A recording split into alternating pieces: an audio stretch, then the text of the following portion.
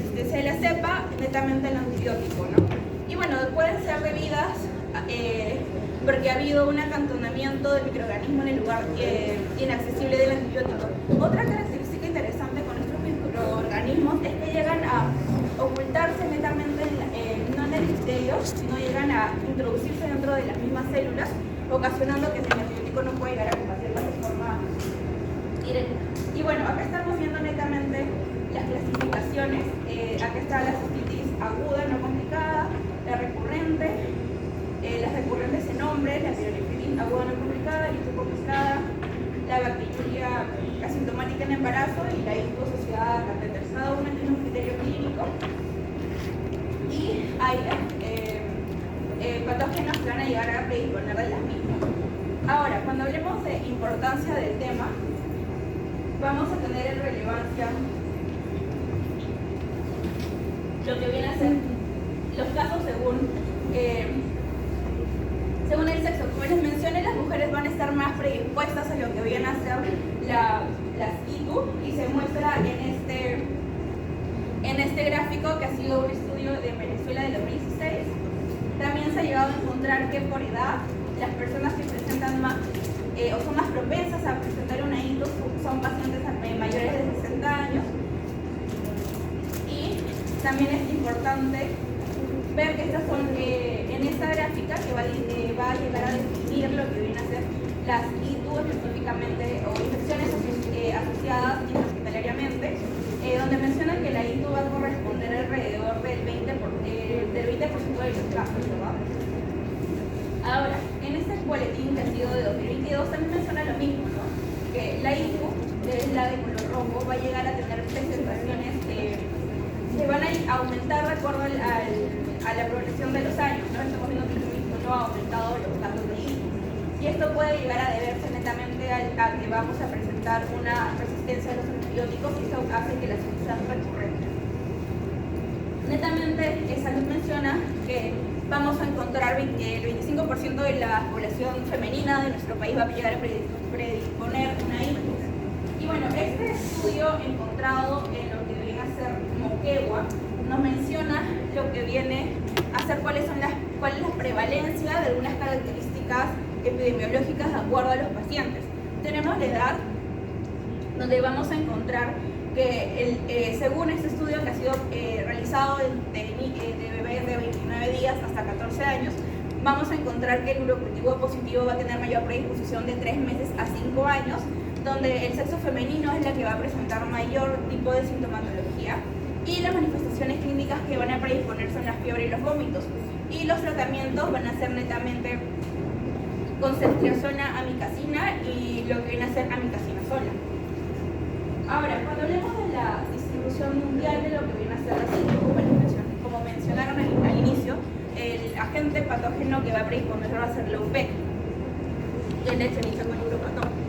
Ahora, en Estados Unidos se menciona que alrededor de 7 millones de consultas médicas anuales van a recurrir por ITU a lo que viene a ser los hospitales, ¿no? Y más de 2 millones corresponden netamente a cistitis. Las ITU recurrentes, vamos a encontrar referente que van a haber más del 30% de mujeres con IRPKR dentro de los primeros 12 meses post la terapia adecuada. La frecuencia es de 150 millones de casos por año, y la incidencia va a ser más alta en mujeres por lo que mencionamos del factor de riesgo anatómico que tienen las mismas. En nuestro país, como les mencioné, según el MINSA, Salud nos menciona de que vamos a encontrar 25% de las mujeres que van a presentar una infección urinaria en su vida, y pasados los 50 años los varones y las mujeres llegan a ese porcentaje, por lo mismo de que, como sabemos, el hecho de que la mujer se encuentre en posmenopausia también es un factor de riesgo. Y bueno, en el caso de las ITU se menciona que el 3% de las ITU son casos recurrentes, y cuando se aumenta esto a que la paciente presente otra comorbilidad, como puede llegar a ser diabetes, vamos a encontrar que puede llegar a netamente a ocasionarle una insuficiencia renal crónica. Y bueno, en este gráfico, más que todo nos va a mencionar la resistencia de bacterias a diversos antibióticos. Como les mencioné, esta es una gran problemática de nuestro país y por ello es la importancia de llegar a estudiar netamente las bacterias de la situ y los antibióticos que se utilizan. Y bueno, se menciona que vamos a encontrar una alta resistencia a lo que son los beta-lactámicos y las cefalosporinas de tercera generación. Es muy cómico, por así decirlo, que estas cefalosporinas de tercera generación sigue siendo una de las primeras líneas que se utilizan en nuestro país según la guía del MINSA, ¿no? También vamos a encontrar a las fluoroquinolonas y también a los aminoglicósidos. Y bueno, cuando hablemos de la ITU, vamos a tener netamente en esta bacteria diversas características alrededor de este microorganismo, ¿no? Uno de ellos va a ser la fimbria. ¿Alguien me puede mencionar cuáles son las características de las fimbrias? ¿O cuál es su factor que predispone virulencia al momento de hablar de estas bacterias?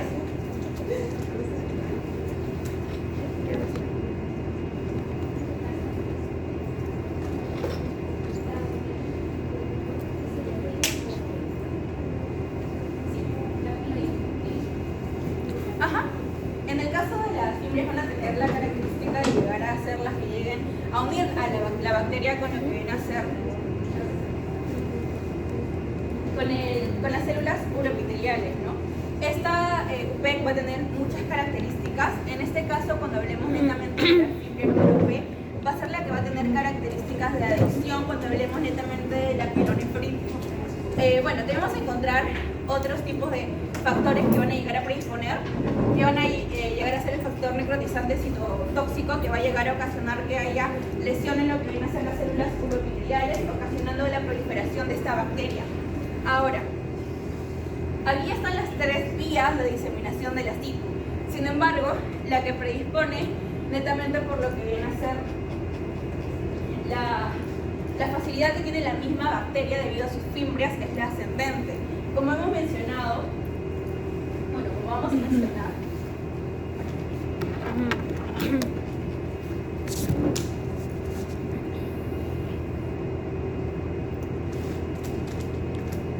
bueno, cuando hablemos netamente de la fisiopatología, la característica inicial va a ser lo que viene a ser la contaminación de la zona periureteral. Esto más que todo vamos a caracterizar porque esta bacteria va a venir netamente de lo que viene a ser el tracto gastrointestinal, donde va a ser parte de la microbiota, y a partir de ello vamos a encontrar el contagio o la contaminación, ¿verdad?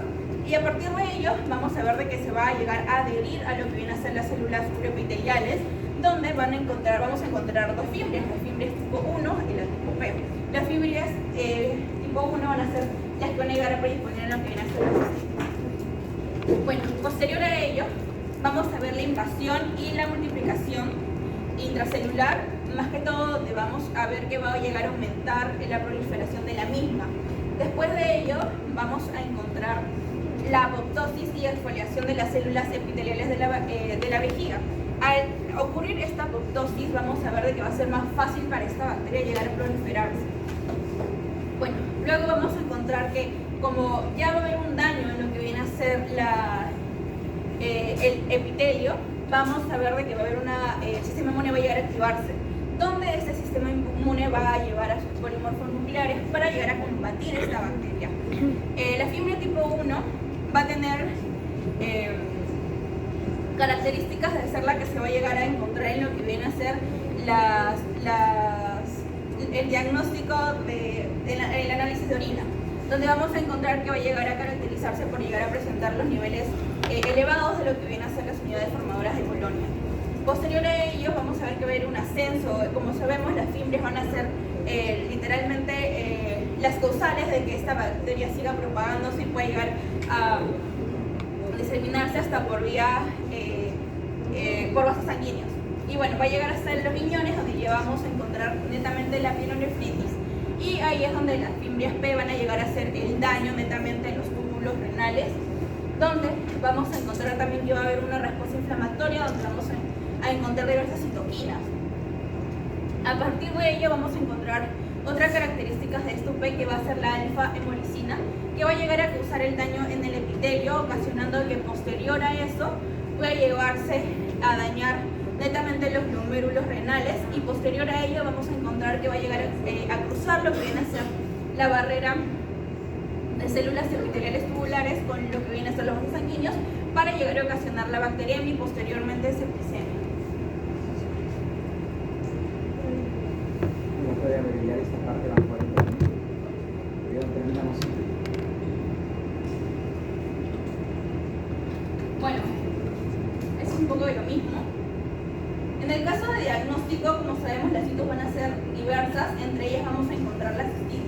Los síntomas de las ITU van a llegar a caracterizarse por disuria, como hemos mencionado, y a partir de los síntomas vamos a llegar a utilizar este gráfico donde vamos a realizar diversos exámenes celulares como análisis de orina, urocultivo, producción de imágenes.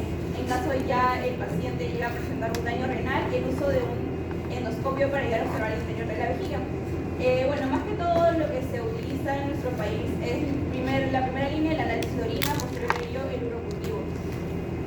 Y bueno, posterior a ello vamos a encontrar líneas de tratamiento, el tratamiento empírico, donde vamos a utilizar la nitrofuratoína, y también vamos a encontrar una terapia igual que va a ser de un sulfametoxanol y el trimetoprimo.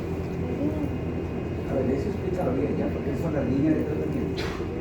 Bueno, en el caso de las líneas de tratamiento, vamos a hablar ahí netamente de lo que se utiliza en nuestro país. La primera, según el manual del MINSA, va a mencionar dos tipos de ITU, que va a ser la cistitis aguda no complicada y la pielonefritis aguda no complicada. En este caso, en la primera línea de la cistitis no complicada, vamos a encontrar el nitrofuratoína, y también vamos a utilizar la fosfomicina trometamol, en la cual no va a ser tan utilizada en nuestro país. En el caso de pacientes femeninas, ¿verdad? Y en el caso de pacientes masculinos vamos a encontrar el trimetoprim, sulfametaxol, y bueno, en este caso se menciona en la guía que ya no se utilizan las aminopenicilinas. Y otras opciones van a ser la amoxicilina y también la cefalexina. En el caso de la pielonefritis aguda no complicada, la primera línea va a ser el ciprofloxacina y también el levofloxacina. También vamos a encontrar la cefotaxima y la cefazolimna.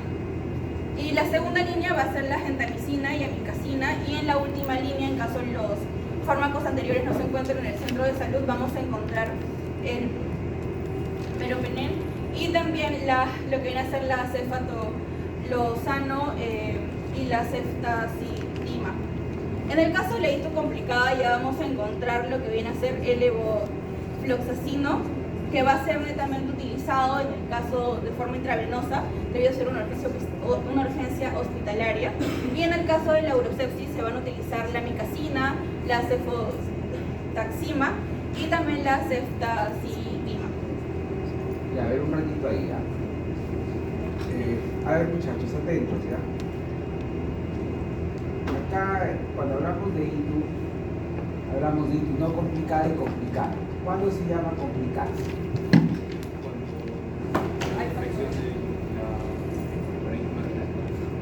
Y hay cistitis fascitis. Hay también cistitis complicada.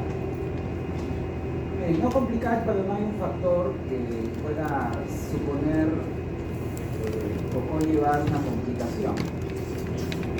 ¿Qué puede llevar a una complicación? Por ejemplo, una inmunodepresión, por ejemplo, presencia de cálculos, tumores, malformación de vías urinarias, presencia de un catéter o sonda vesical. Eso básicamente. Entonces, ahí cuando diferencia, bueno, la ITU baja, la cistouretritis o cistitis, bueno, y la pielonefritis como ITU alta, ¿no? En la primera línea para cistitis es nitrofurantoína, y eso no es solo acá, es en todo el mundo, nitrofurantoína fosfomicina. Acá en Perú no lo usamos así. Acá en Perú nos vamos de frente a fluoroquinolona, lo cual está muy mal.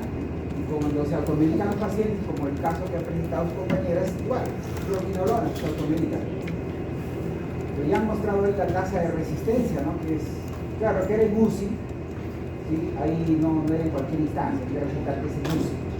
En UCI pues son pacientes críticos, hablamos de un entorno hospitalario.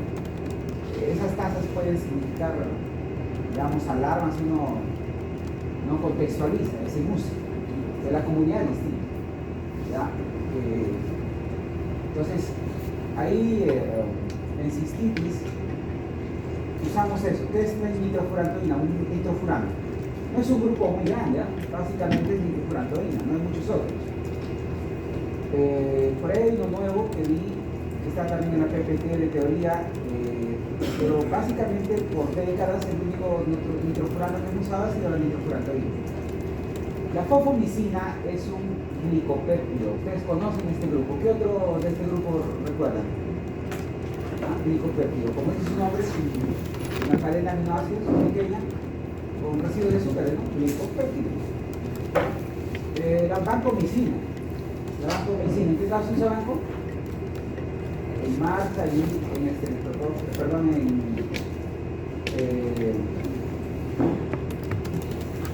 los ácidos difíciles.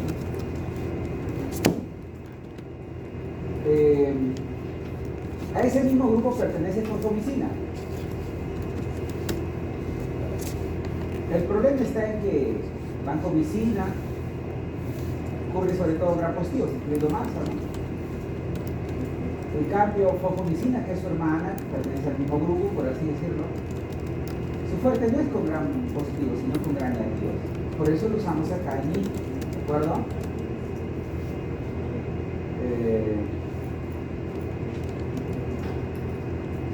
Entonces, estos dos, es cierto, son antiguos en realidad, son de los primeros que salieron.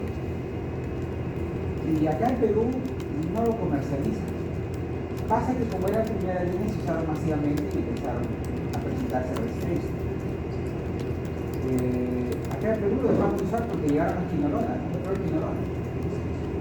Eso ha llevado a que la nitrofurantoína fosfomicina nuevamente recobre espectro.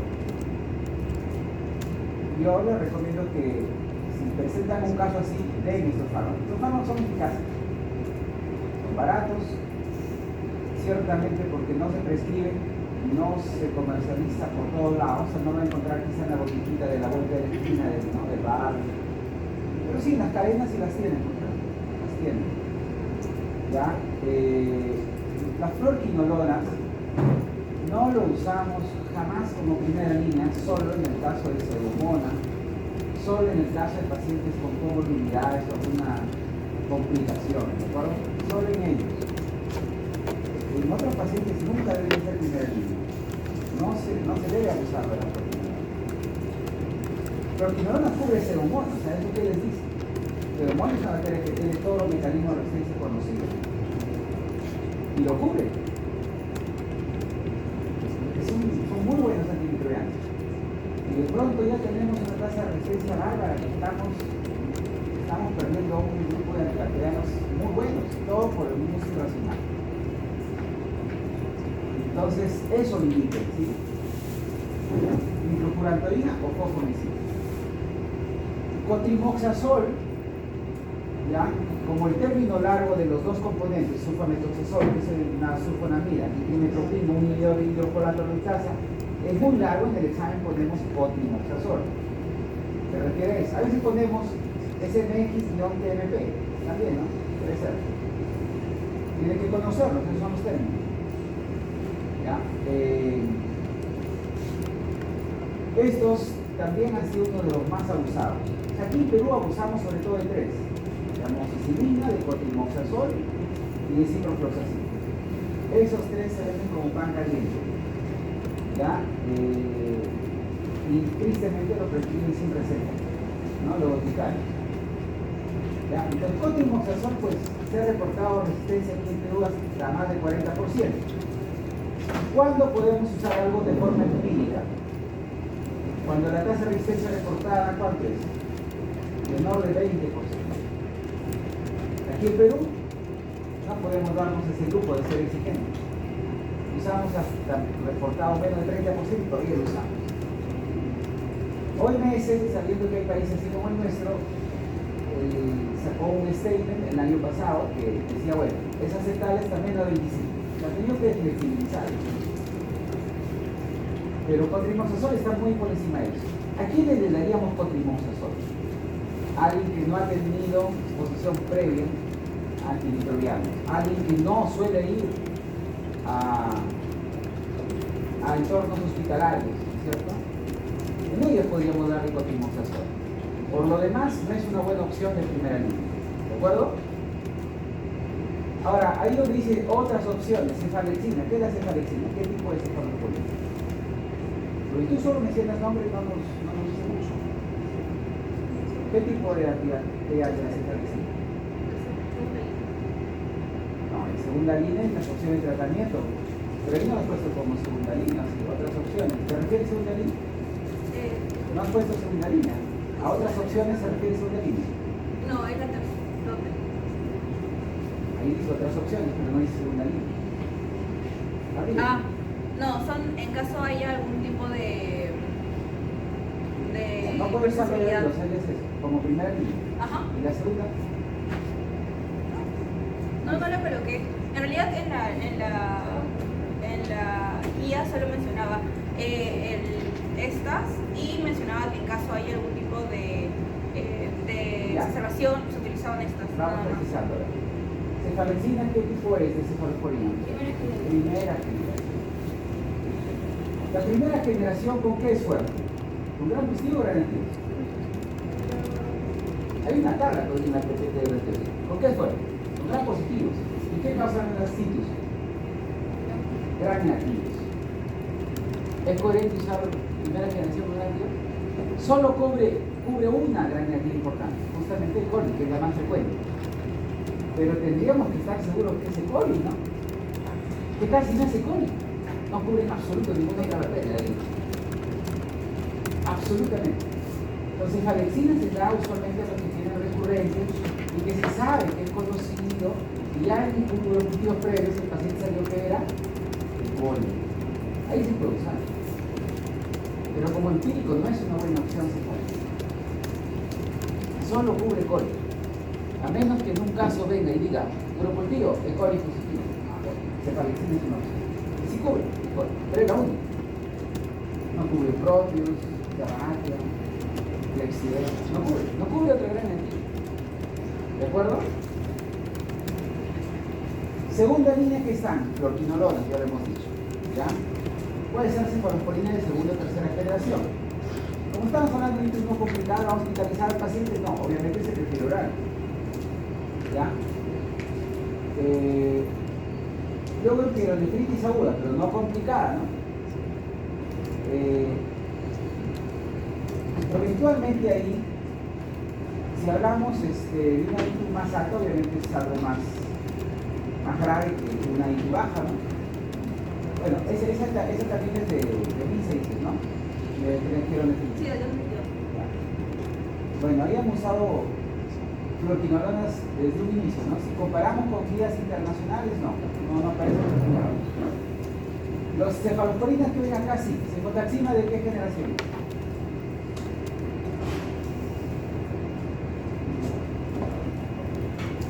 Cefazolina, por ejemplo, es de primera, ceftriaxona de tercera, cefotaxima segunda.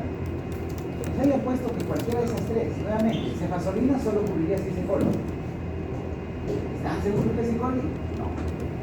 Ceftriaxona puede ser porque es de tercera. Sabemos que la tercera es fuerte con gran negativo, pero sin incluir pseudomonas, excepto cefazolina, ¿no? Excepto cefazolina.